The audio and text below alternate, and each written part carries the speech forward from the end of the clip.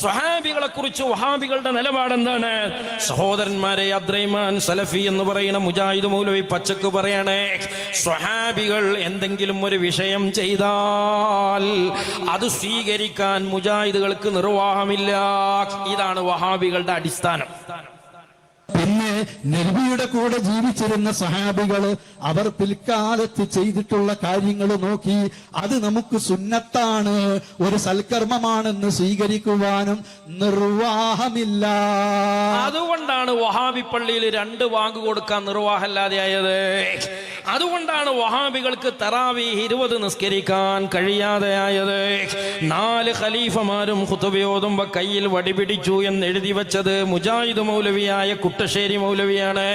പക്ഷേ വഹാബി പള്ളിയിലെ പ്രഭാഷകന്റെ കയ്യിൽ നിന്ന് വടി അടർന്നു വീണത് സ്വഹാബികളെ സ്വീകരിക്കാൻ നിർവാഹമില്ലാത്തത് കൊണ്ടാണ്.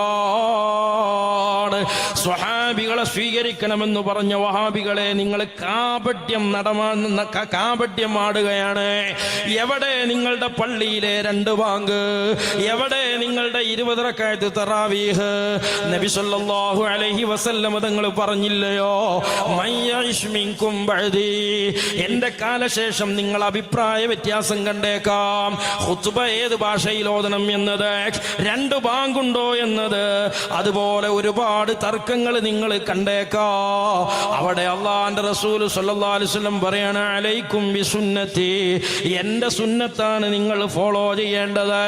ആ സുന്നത്തിൽ ഒരു പക്ഷേ പ്രത്യക്ഷത്തിൽ കാണാത്ത ഒന്നിലാണ് നിങ്ങൾക്കിടയിലുള്ള തർക്കമെങ്കിൽ വസുന്നത്തിൽ ഖുലഫാഇർ റാഷിദീനൽ മഹ്ദിയീൻ, സച്ചരിതരായ സ്വഹാബിമാരെ നിങ്ങൾ ഫോളോ ചെയ്യണേ, അവരുടെ സുന്നത്തിലുള്ളത് സ്വീകരിക്കണേ.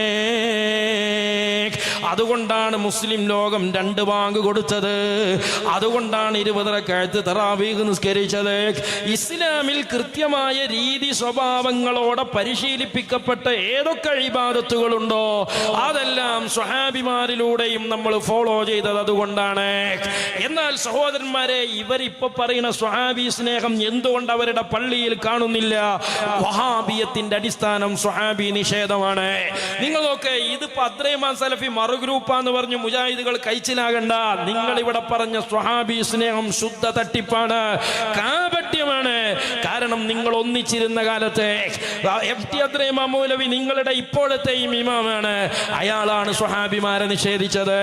മാത്രമല്ല 1959 ഒക്ടോബറിലെ അൽമനാറിൽ നിങ്ങൾ എഴുതിയത് മഹാനായ ഇബ്നു അബ്ബാസ്, അബൂ ഹുറൈറ, തമീമുദ്ദാരി, അബ്ദുല്ലാഹി ഇബ്നു സലാം, കഅബുൽ അഹ്ബാർ, വഹബ് ഇബ്നു മുനബ്ബഹ് തുടങ്ങിയ സ്വഹാബികളും താബികളും ഇസ്ലാമിലേക്ക് ഇസ്രായേലി കള്ളക്കഥകൾ കടത്തി കുട്ടിയവരാണ്.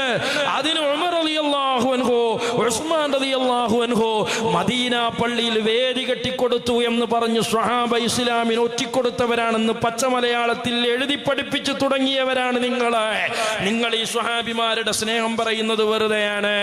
അടിസ്ഥാനപരമായി യുക്തിക്കൊക്കാത്തത് ഇസ്ലാമിൽ നിന്ന് പുറന്തള്ളാൻ വന്നവരാണ് ഇവര്.